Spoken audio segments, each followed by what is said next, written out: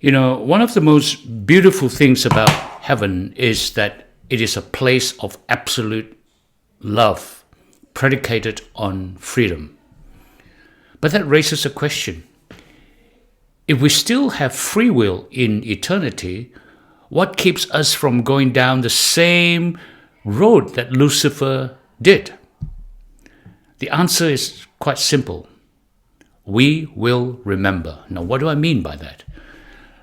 Remember not just in our minds, but deep in our hearts. We will remember what sin did.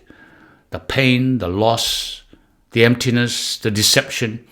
And because we remember, we will never, ever go back. And that's what Nahum chapter 1 verse 9 means when it says, affliction will not rise up a second time, unquote. It is not that God's taken our freedom to choose away. Rather, He gives us a clear, unshakable understanding of what sin actually does. We have seen it and we have lived it. We have learned deep down inside. We understand now when we're in heaven. From the moment of the fall, humans felt what separation from God really meant. The shame, the fear, the selfishness. And since then, our world has been one long classroom, painful classroom. We've experienced the horror of war, the torment of addiction, the ache of loneliness, the weight of guilt, grief and guilt, and the selfishness that poisons our relationships. Now, these aren't just ideas. We have lived it. Our world have lived them. So when we are in heaven, yes, we will be healed, but we won't forget.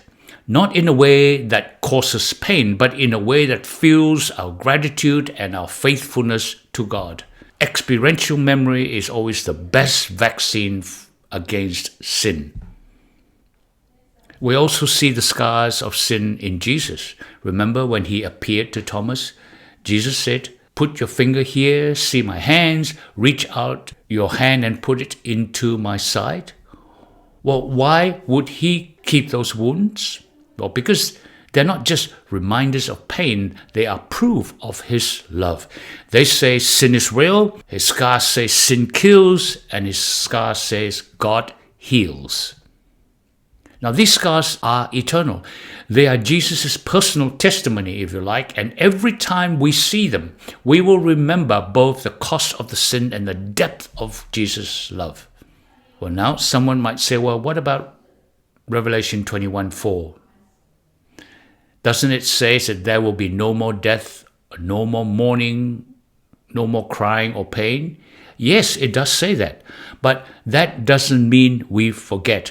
Think of it like Jesus' scars don't hurt anymore, but they are still visible. In the same way, the memories of sin remain when we are healed, but they no longer bring pain to us anymore. But they will forever remind us of the contrast between life with sin and life with God. So to summarize, heaven won't be a place of ignorance. It will be a place of redeemed understanding. In heaven, we will remember sin, not as a trauma, but as a testimony.